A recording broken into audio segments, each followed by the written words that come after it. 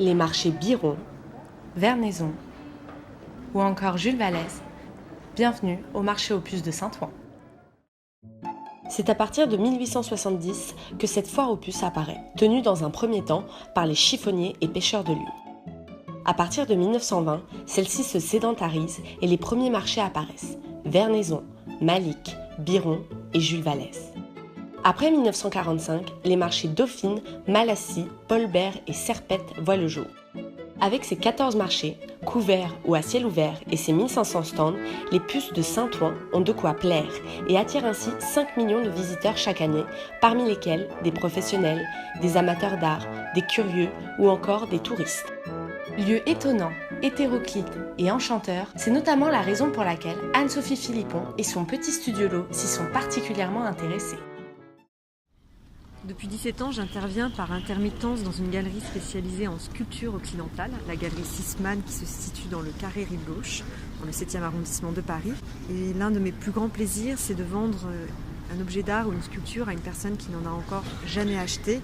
C'est pour cela que j'ai créé le Petit Studiolo, qui propose des initiations aux pratiques du marché de l'art, mais aussi des accompagnements personnalisés, notamment aux puces de Saint-Ouen. Alors pourquoi les puces de Saint-Ouen ? Les puces proposent un large panel d'œuvres, d'objets qui proviennent des 4 coins du monde et qui peuvent dater aussi bien de l'Antiquité que du XXIe siècle.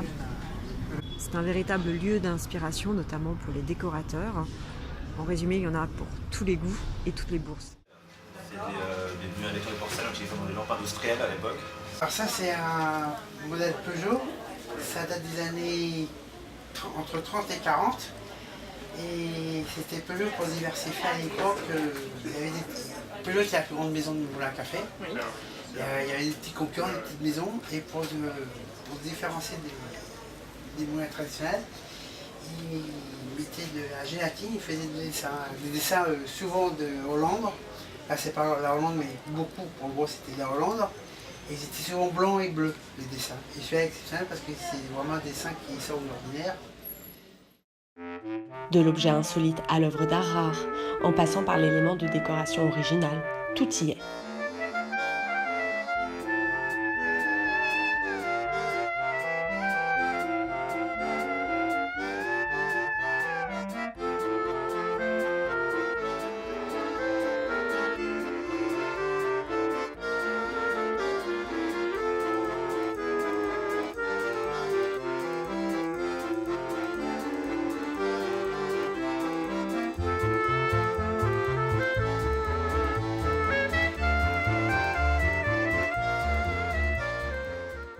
Ça, c'est un service de fruits, plus de fraises d'ailleurs.